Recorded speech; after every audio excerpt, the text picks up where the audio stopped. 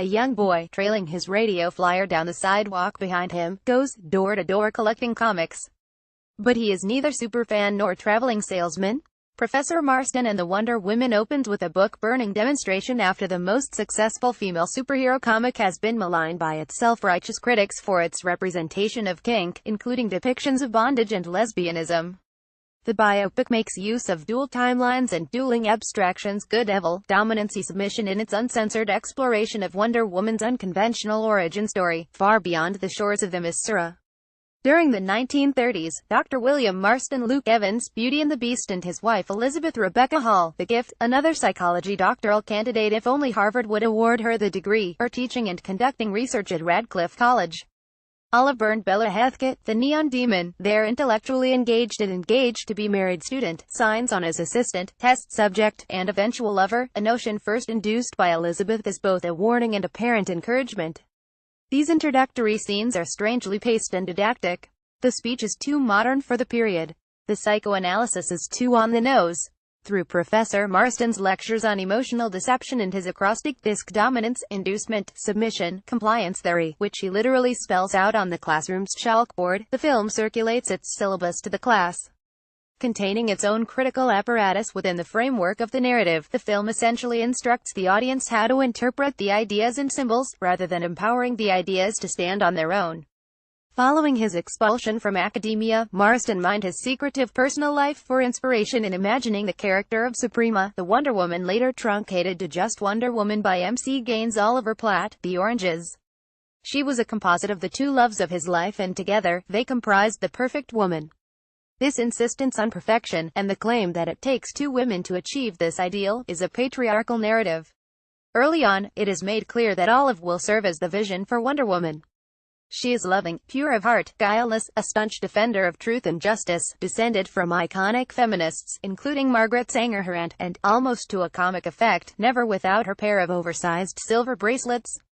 Another through line is the superhero trope of secret identities.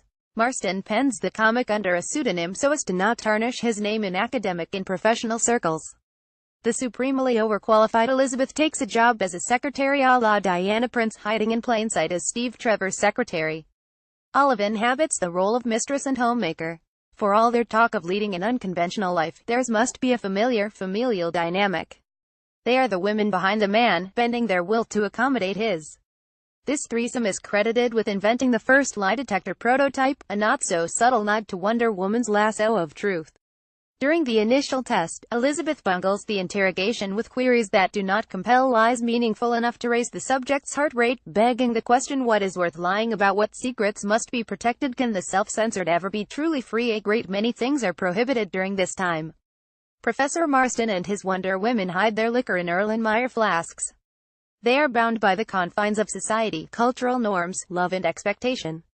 The film draws on parallels between Marston's interest in BDSM and the depiction of bondage in the comic, which was intended to signify the ties of patriarchy. The characters and, in turn, Wonder Woman resisted these physical constraints by defying convention and refusing to conform. Years later, under interrogation from the director of the Child Study Association of America, Connie Britton, Beatrice at dinner, Marston must defend his dominant superheroine against moralistic censors calling for her compliance with standards and practices. Comic books rely on imagery and sparse speech bubbles to provide context and move the story forward, and as such, encourage the reader to look beyond the symbols and read between the lines. Film, with even more weapons in its arsenal, also relies on subtlety and subtext in storytelling. And this one is best during the scenes in which the characters do not speak. Obviously, I am not one to silence feminist voices or condone censorship. However, Professor Marston and the Wonder Women is at its most interesting, emotionally and cinematically, when allowing the characters to feel and react rather than engage in overwrought conversations about said feelings. The two most important instances of dominant symbolism being the initial polyamorous coupling of the titular threesome and the climactic reveal of Olive in full Wonder Woman regalia. The former, set to Nina Simone's Feeling Good and staged in a theater, culminates with a visual slightly reminiscent to that of the non-consensual monthly ritual in The Handmaid's Tale, but instead featuring female desire and consent at its core. As evidenced by the film's most iconic scene, when Elizabeth and Olive both submit to the idea, the symbolism is most powerful when left to do the talking.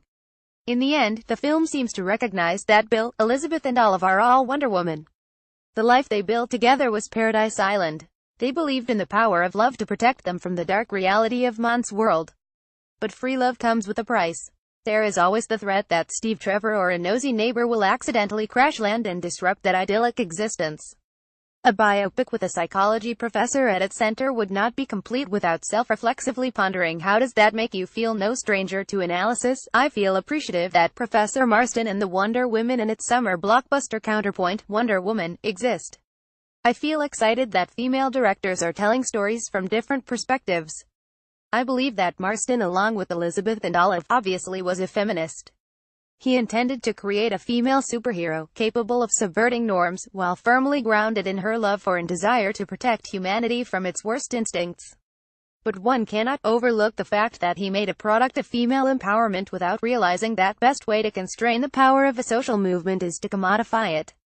Critical movie critic rating.